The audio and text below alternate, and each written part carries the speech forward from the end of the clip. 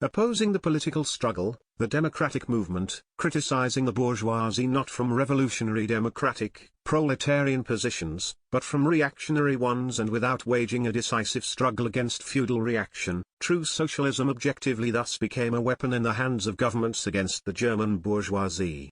Directly served as an expression of the reactionary interests, the interests of the German Philistine. The reactionary nature of this entire trend is especially clear if the content of the printed organs of true socialism is analyzed. This politically reactionary tendency of true socialism was especially acute in Rheinische Jahrbucher. One of the representatives of the Saxon group of true socialists called on the pages of this magazine of German proletarians not to take part in political revolutions. Engels notes on this point that the author has a legitimate claim to gratitude from the Royal Saxon government. This reactionary tendency also manifested itself in the character of the other two most widespread organs of true socialism, Triische Zeitung, the actual editor of which was Karl Grun, and Zeitungsschau, published by Dr. Julius in Berlin.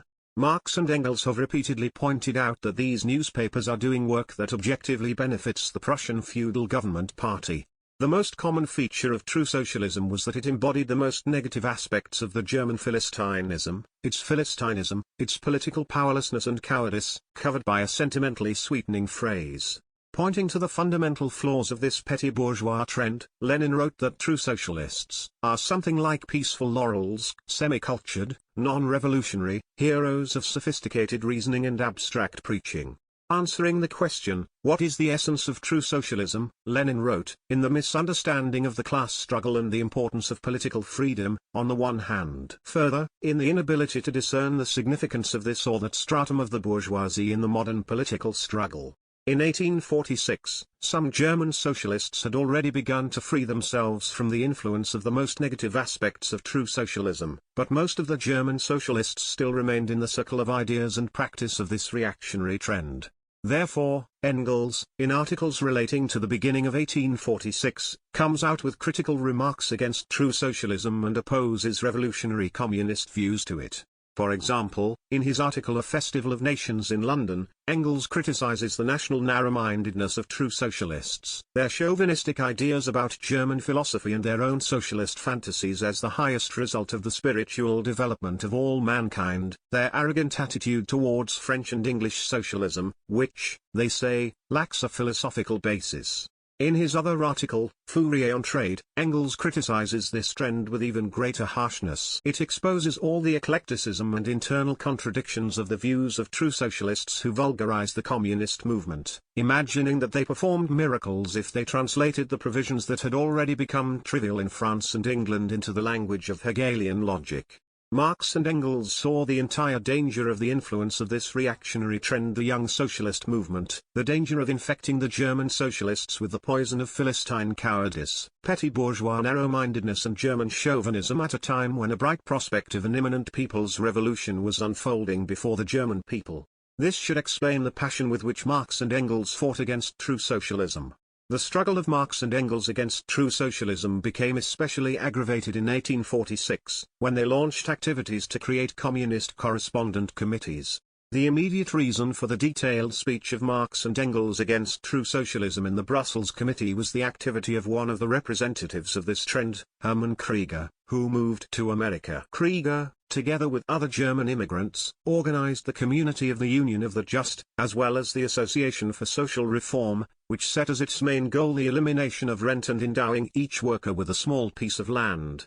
This new association immediately joined a broader organization, Young America, which took the position of petty bourgeois democracy. At the beginning of 1846, Krieger founded the newspaper Volkstribune, which he placed entirely at the service of his new organization. Posing as an official representative of the German Communist Party, Krieger zealously promoted the views of true socialism, moreover in the most caricatured form, discrediting the German communist movement. In the newspaper, Krieger began to publish from issue to issue his annoying, sentimental, tearful sermons in the spirit of true socialism. In them, compassion for the poverty of the people, love for humanity and other manifestations of philanthropy were considered as under the leadership of Marx and Engels. At a special meeting of the Brussels Correspondence Committee on May 11, 1846, the issue of Krieger's activities in America was discussed. Marx and Engels subjected him to the harshest and most merciless criticism. The Brussels Committee adopted a resolution condemning Krieger. Only Weitling, who was then still in Brussels, voted against her. The resolution, and with it the explanatory note drawn up by Marx and Engels, were hectographically reproduced and sent to all communist groups with which the Brussels Correspondence Committee was associated. This important party document later became widely known as the Manifesto against Krieger. The adopted resolution stated that the campaign carried out by Krieger was not communist and that the naive, pompous way in which Krieger carried out this campaign was highly compromising the Communist Party in both Europe and America. The fantastic nonsense, wrote further in this resolution, which Krieger preaches in New York under the name of communism, would have a highly demoralizing effect on the workers if they were accepted. A more detailed criticism of the Volkstribune is given in the explanatory note to this resolution. Marx and Engels scourge Krieger in it for the fact that he turned communism, the teaching of the proletariat about the revolutionary reorganization of society, into delirium about love, which, they say, is capable of transforming the world. Krieger reduced all propaganda only to such flat oppositions: love, hate, communism, selfishness. Krieger's rant about love, wrote Marx and Engels, and his objections to selfishness are nothing more than pompous confessions of a mind entirely at the mercy of religion. Even more sharply contradicted the foundations of the communist worldview, the socio-economic views of Krieger, his idealization of petty patriarchal land ownership, which he considered a panacea for all social evils. Joining the movement of American national reformists, who sought to destroy land rent by donating a small piece of land to everyone in need, Krieger proclaimed in pompous phrases that this movement would bring healing to mankind from all its ailments and build the first settlements of heavenly and earth love. Marx and Engels cruelly ridiculed Krieger's quarrelsome petty bourgeois arguments that it was enough to turn needy proletarians into small owners and then all social contradictions would be immediately resolved. They clearly showed the absurdity of this reasoning. Krieger must understand, they write, that it is not in the power of the legislator, the state, to hinder the process of transforming individual small farms into large-scale capitalist ones. The development of agriculture, Marx and Engels point out, will inevitably give rise to capitalism, and with it the ruin of the small producer. Thus, the naive, ignorant views of Krieger, who showed a complete lack of understanding of the economic laws of the development of bourgeois society, could not serve as the program of the revolutionary workers. They expressed the aspirations not of communist workers, but of bankrupt shopkeepers and artisans, or ruined landless peasants who are striving for happiness again to become petty bourgeois or peasants in America.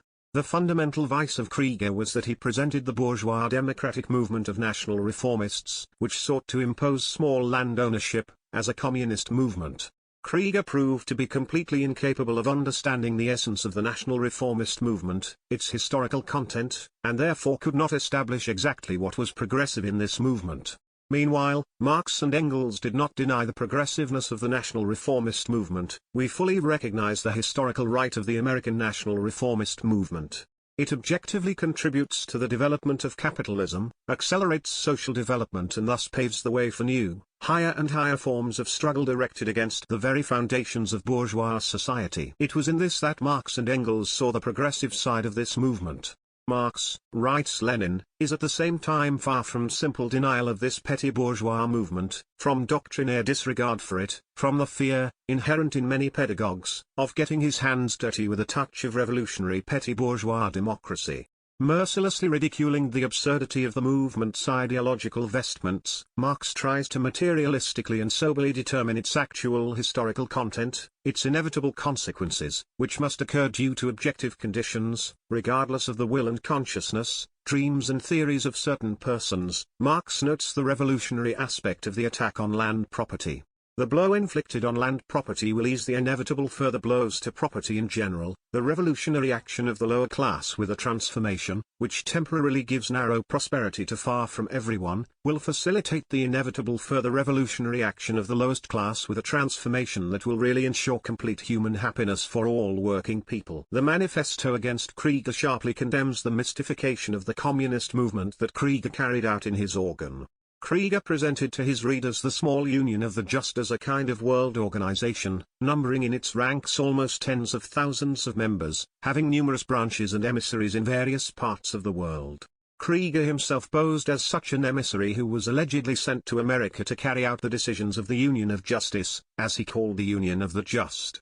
In the Manifesto Against Krieg, Marx and Engels fully revealed the compromising nature of the propaganda of this zealous adherent of true socialism X. Adopted at the meeting in May 1846, manifesto was sent to Krieger indicating the need to publish this document in his newspaper. Knowing that the manifesto will still be published in other publications, Krieger had no choice but to print it on the pages of his newspaper. At the same time, Krieger came out with lengthy articles, trying to justify his method of propaganda in America. In his articles, which are full of slanderous attacks against Marx and Engels, Krieger hypocritically complained that he was not understood, that he was not being credited with what he wanted to say, etc., etc. On the other hand, he argued that the nature of his propaganda was allegedly determined by the backwardness, unpreparedness of German workers in America. In his subsequent articles, Krieger is more frank and reveals in essence his hostility to the ideas of communism, his adherence to vulgar petty bourgeois democracy. At the same time, Krieger intrigued against Marx and Engels in his letters to the leadership of the Union of the Just, seeking to gain his support in his struggle against Marx and Engels. Krieger's appearance in the press and his letters to the leaders of the Union of the Just, with whom he enjoyed a certain amount of support, showed Marx and Engels that it was necessary to once again oppose him with sharp criticism. While already in Paris, Engels became acquainted with the reciprocal articles of Krieger, which deeply outraged him. "I have not yet met," Engels wrote to Marx in October 1846, "anything more stupid and ridiculous. Brother Weitling's insolence goes to the extreme in this letter to Krieger. As for the details, I really don't remember them enough to say anything about it.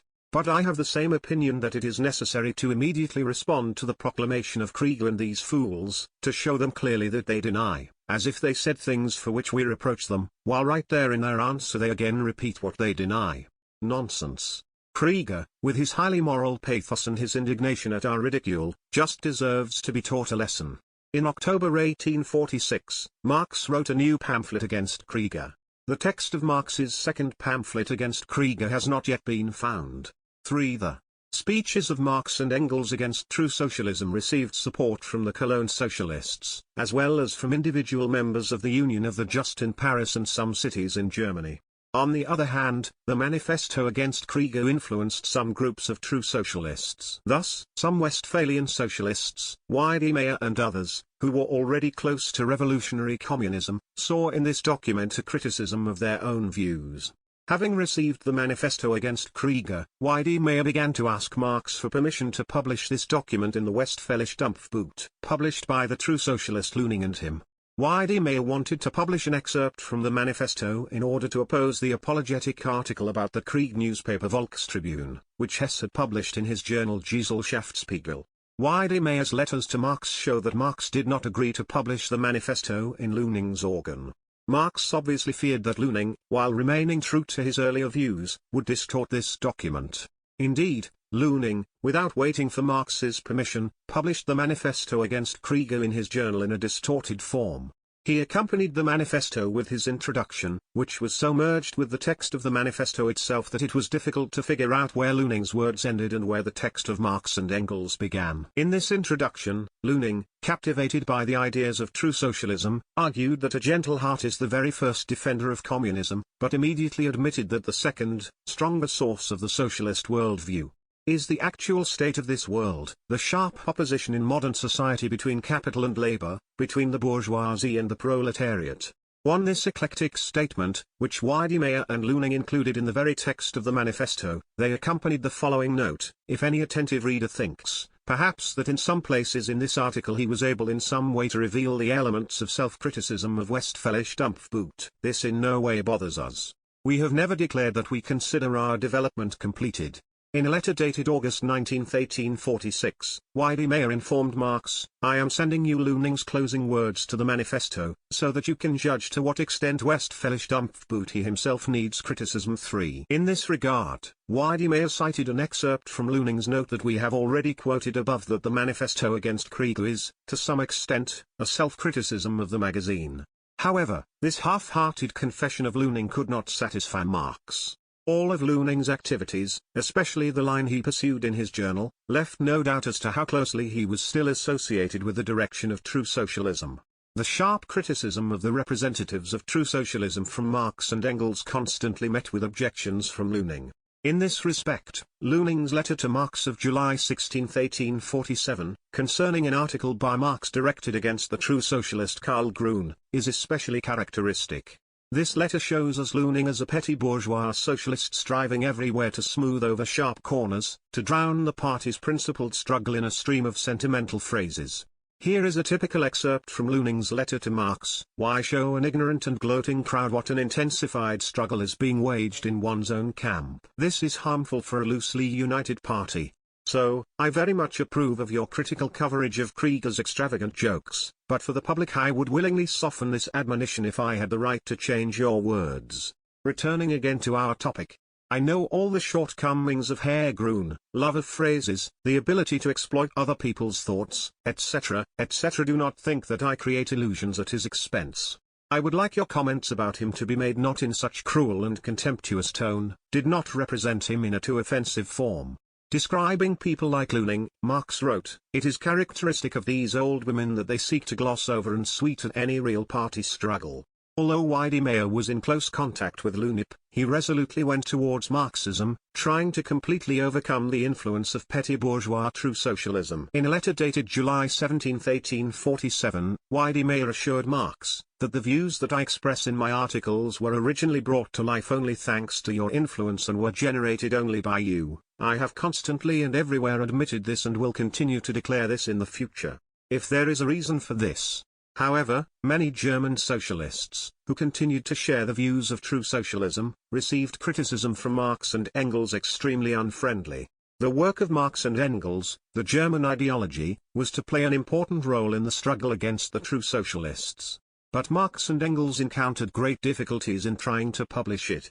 Initially, the Westphalian socialists Meyer and Rempel pledged their consent to publish the German ideology, publish a socialist journal, and subsidize other publishing activities of Marx and Engels and their supporters. When Weidemeyer presented them with the manuscript of the German ideology, he soon received a negative answer under the pretext that they were suddenly in financial difficulties. The real reasons for their refusal were completely different. They consisted in disagreement with the content of the manuscript.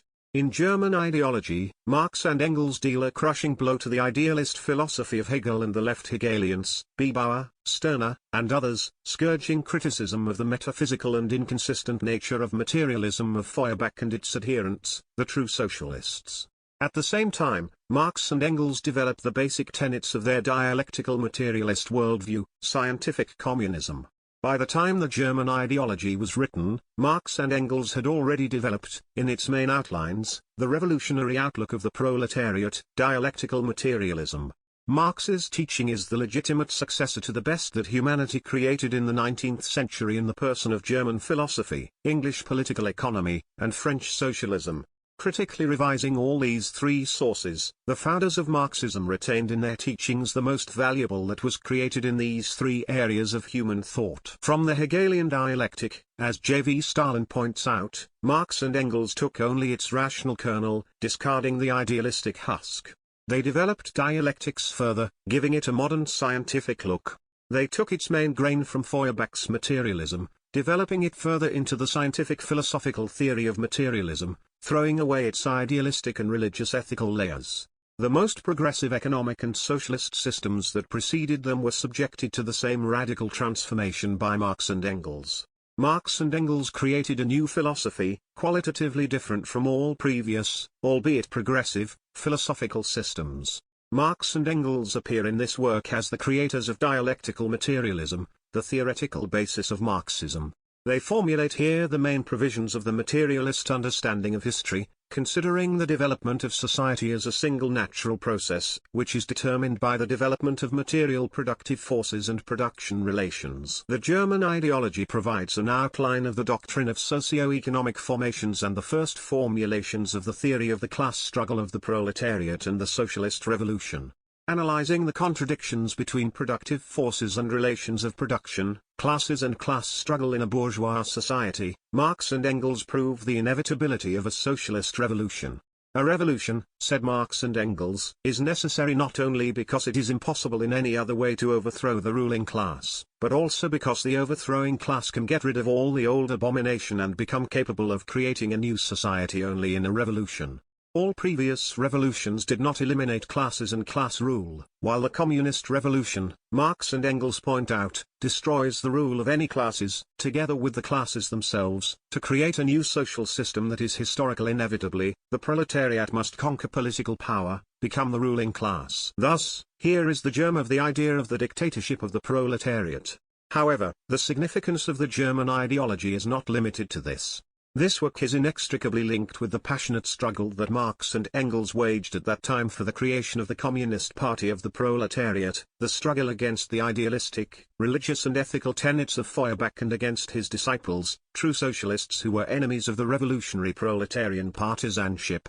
Marx and Engels, writes Comrade Stalin, were the first to reveal Feuerbach's mistakes.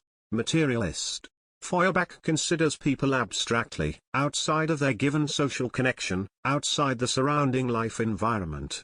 Therefore, he does not know any other relations between people, except for love and friendship, moreover, idealized. He does not give criticism of current life relationships. Feuerbach considered the sensual world around a person as once and for all given, unchanging, not noticing that this world is a historical product of the development of production, the result of the activities of a number of generations, each of which stood on the shoulders of the previous one, continued to develop its production and its method of communication and modified its social structure in accordance with the changed needs. Feuerbach, who declared himself a communist, did not understand the significance of practical, critical revolutionary activity. His approach to the world is contemplative. He considered the main thing to correctly understand and explain the existing relations, while the task of a real communist is to overthrow this existing.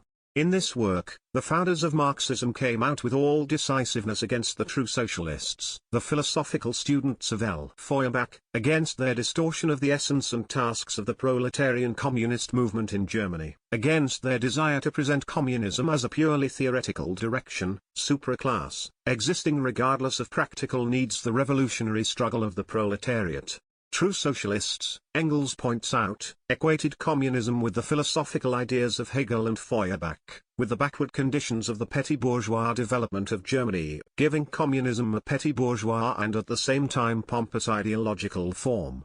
When ruling in Germany retarded economic relations, wrote Engels, inevitably, the formation of this intermediate sect inevitable was an attempt to compromise between communism and the prevailing views in the activities of the true socialists. Marx and Engels solved the desire of literary representatives of the German petty bourgeoisie make to the proletariat. In the young the communist movement is a spirit of Philistinism, hostile to any revolutionary struggle, to proletarian partisanship. This Philistinism of true socialists is revealed by Marx and Engels in German ideology on their attitude to the most important questions of the communist movement.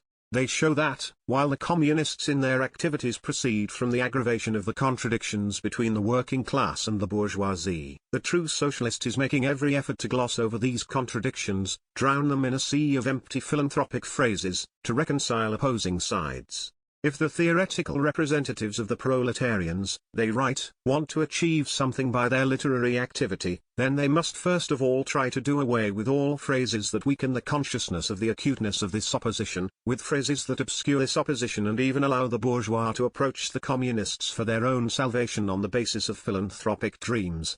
But we find all these bad qualities in the words of true socialists. We know very well that a handful of German phrasemongers cannot destroy the communist movement. But in a country like Germany, where philosophical phrases managed to achieve a certain strength over a number of centuries, where the absence of sharp class contradictions existing among other peoples already weakens the acuteness and decisiveness of communist consciousness, in such a country it is necessary to oppose all sorts of phrases that could to further dilute and weaken the complete antithesis of communism to the existing social order.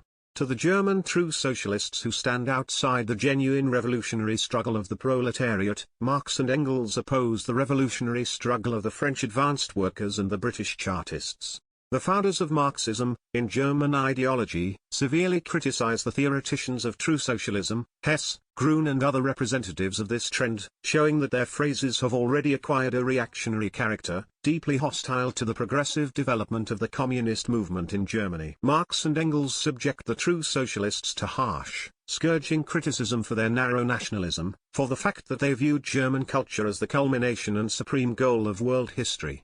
In German ideology it is repeatedly emphasized that this inflated national arrogance corresponds to a very miserable, huckster and small craft practice. The founders of Marxism show with great clarity in this work that this narrow nationalism underlies the cosmopolitan views of true socialists. Analyzing the Article 1 of the representatives of petty bourgeois trends, Marx and Engels wrote, in this article, we have seen once again how narrowly national outlook underlies the alleged universalism and cosmopolitanism of the three Germans. They stigmatize true socialists for the fact that the latter hypocritically cover up their nationalism with phrases that the Germans seem to be superior to nationality, for speaking out in the press against those peoples who openly defend their national interests and fight for their realization. The German ideology reveals the economic roots and the reactionary essence of bourgeois cosmopolitanism. Free competition and world trade, Marx wrote, we have created a hypocritical bourgeois cosmopolitanism. Marx and Engels decisively exposed those petty bourgeois Philistines who, under the rule of cosmopolitan illusions, were the conductors of bourgeois ideology. Marx and Engels passed their final judgment on the true socialists in German ideology. It goes without saying, they write, that since the emergence of a real communist party in Germany, true socialists will have to increasingly find their audience only among the petty bourgeoisie, and representatives of this public among impotent and degraded literary men. Criticism of Hegel, Bruno Bauer, Stirner, mercilessly smashing idealism, which saw the main force of social development in the ideas, in the consciousness, in the activities of outstanding personalities. Marx and Engels strove to solve one of the most important party tasks, to clear the ground in Germany for the perception of advanced, revolutionary intellectuals and the proletarians of the foundations of dialectical materialism, the scientific provisions of revolutionary communism. The comrades in arms of Marx and Engels also understood the serious significance of this criticism. Thus, Weidemeyer, speaking about the German ideology, about the meaning of that merciless criticism of idealism of Hegel and his supporters, which is given in this book, wrote to Marx in April 1846, to me. The need for this criticism has become clearer than before. The idea of the dominance of the idea is deeply seated in the minds of people, especially among the communists themselves, although this stupidity does not appear as obvious as in Stirner's. Meyer, Rempel and other Westphalians, who were strongly influenced by true socialism, treated the manuscript German ideology completely differently from Weidemeyer. They, in complete unanimity with Lüning, met any criticism with hostility. Their intolerant, spiteful attitude towards revolutionary criticism is very witty and caustically ridiculed by Weidemeyer. Here, even among the most efficient people, he wrote to Marx about the Westphalian true socialists, there really is such a strong sympathy for everyone who has won a name for himself, such as, for example, Bowers, Stirner, Ruge, which even becomes unpleasant. They would like to keep their hands over their backs to protect them from blows, and when this protection is invalidated, they become very vicious towards the scourge. A few days ago, during a walk in the country, I had a fair argument about this with someone, and, by the way, with Rempel. The dispute concerns precisely the three above-mentioned luminaries. Explaining the reasons for the delay in the publication of German ideology, Marx wrote to Annenkopf, you cannot imagine what difficulties such a publication meets in Germany, firstly, from the police, and secondly, from publishers who are interested representatives of all those directions that I am attacking. And as for our own party, it is not only poor, but, in addition, a significant part of the German Communist Party is angry with me for the fact that I oppose their utopias and against their declamations too. The attitude of the leadership of the Union of the Just to their struggle against true socialism was of great importance for Marx and Engels. While many of the true socialists who lived in Germany were intellectuals with little or no connection to the working class, the League of the Just united the most advanced German workers in its ranks. The support from this organization was of great importance for Marx and Engels. But the leadership of the Union of the Just, like the members of the London Educational Society, was strongly influenced by true socialism, and already in the first letter in which Schapper informed Marx and Engels of their agreement to create a communist correspondent committee, they expressed dissatisfaction with the harsh criticism of Krieger III. The leaders of the Union of the Just, however, did not confine themselves to this incidental remark about the manifesto against the Krieg. They also devote most of their next letter to this issue and this time sharply oppose the positions of Marx and Engels with their conciliatory views on the question of the attitude to Krieg, as well as to all true socialism. Schapper and his friends sought to eclectically combine the views of true socialism with certain provisions of scientific communism. The London leaders of the Union of the Just saw the only means of eliminating the struggle between individual communist groups in the convocation of a communist congress, where all directions allegedly could establish unity in propaganda in a cold-blooded and fraternal discussion. Schapper and his friends were still alien to the understanding of the partisanship of the theoretical struggle. They also viewed the fundamental theoretical disagreements among the socialists as the result of an accidental misunderstanding. As soon as the socialists get together, all disagreements will be eliminated by friendly efforts and a good agreement will be established. Letters from Londoners clearly showed that the leadership of the Union of the Just had not yet matured at this stage to understand the theoretical foundations of scientific communism. It was still necessary to do a lot of work in order to convince the leaders of the Union of the Just of the depravity of the views of true socialism and thereby facilitate their transition to the position of revolutionary communism. Marx and Engels continued to maintain close contact with the leadership of this union, criticize its erroneous views and exert a systematic influence on its activities. 4. The main strongholds of the Union of the Just were in London and Paris.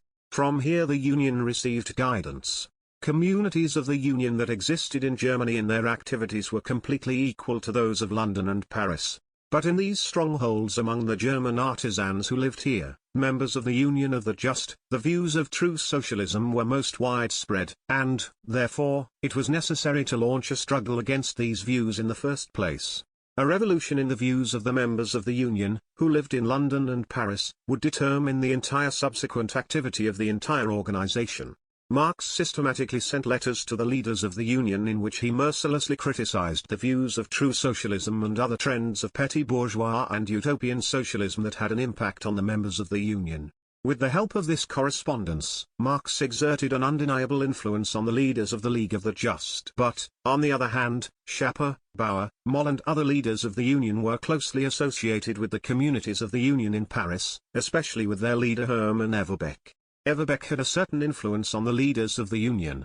From him came the desire to establish the dominance of the philosophical views of Feuerbach in the Union, as well as to spread among the members of the organization the utopian views of Etienne Cabet and German true socialism.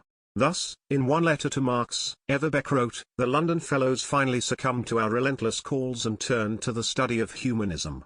For this, perhaps, the time has already come." By humanism, Everbeck understood an eclectic mixture of the most vicious ethical ideas of Feuerbach and petty bourgeois true socialism, appointment of a person, etc. Everbeck, in his letters to Marx, constantly assured him that he was an adherent of his ideas, and at the same time he continued to feel the strong influence of the one who was in 1846 to 1847 in Paris, Karl Grun, who was the ideologist and the most ardent champion of the ideas of true socialism. Of all the ideologues of this trend, Karl Grun was the most complete embodiment of the negative aspects of German true socialism. In a letter to Proudhon, Marx characterizes Grun as a charlatan and literary adventurer, willing to trade in new ideas and abuse his acquaintances with famous names. Grun appeared on the pages of Triasche Zeitung, which he directed in the spirit of true socialism, with articles condemning freedom of the press, since it allegedly does not bring any benefit to the workers and is a threat to progress. By issuing such articles in the conditions of feudal absolutist Germany, where the press was strangled by the censorship, Grun actually worked in favor of the Prussian king.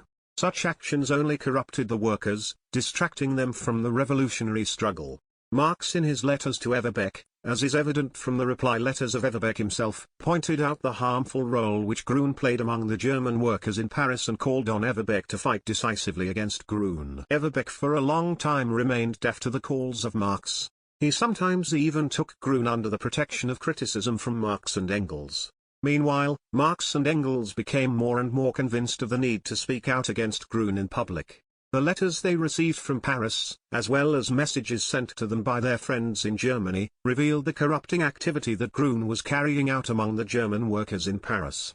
Even Everbeck's letters provide enough material to characterize Grun's negative role among the German workers in Paris. Under the influence of Grun, who replaced revolutionary propaganda with petty bourgeois enlightenment, the reading of fiction, the popularization of the tearfully sentimental poetry of Carl Beck, imbued with the ideas of true socialism, the German workers in Paris were increasingly imbued with these reactionary Philistine views. Grun presented the workers with general discourses about the welfare of mankind, about the exceptional significance of German philosophy and about Feuerbach's humanism. Grun thus distracted the workers from the revolutionary struggle, extinguished in them the desire to courageously defend their interests, and raised them to be relaxed and flabby Philistines. There was a real danger that the anti-revolutionary views propagated among the German semi-proletarians in Paris by Grun would become fairly widespread among the workers of Germany. In June 1846, Marx received a letter from Daniels in Cologne, in which the latter reported on the opinion of Jung, an advanced German worker who was living in Paris at the time, about Grun's activities among the local German workers.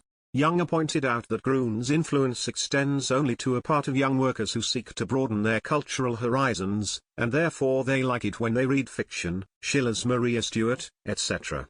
The rest of the workers do not like Grun's propaganda, since he is often repeated, and his phrases are always poor in content. On the other hand, Jung pointed to Everbeck's conciliatory attitude towards Grun. In general, Jung said, very little has been done so far to equip workers with a deeper understanding of social relations. If the workers regard Grun as an empty phrase-monger, then Everbeck with his new religion of humanity, here, undoubtedly, the influence of the religious and ethical views of Ludwig Feuerbach. They consider a muddle that no one understands. Marx and Engels soon became convinced that Everbeck would not be able to oppose Grun and his propaganda. Engels decided to personally go to Paris in order to begin here the struggle against true socialism, to expose in the eyes of the German workers the true role of Grun and to show them the anti-proletarian character of this whole trend. In addition, Engels wanted on the spot to establish contacts with the most prominent representatives of the French socialist movement and involve them in the organization of the communist correspondent committees that he and Marx were creating at that time. Engels' plan received full support from Marx and the Brussels Correspondence Committee. In mid-August, Engels arrived in Paris. Engels launched extensive in Paris propaganda and organizational work. Already on August 20, Everbeck wrote to Marx, I have the pleasure of seeing Friedrich Engels here. He immediately introduced me to the course of all matters. Also, I have now understood a lot about Grun. I now agree with you in the assessment of this man.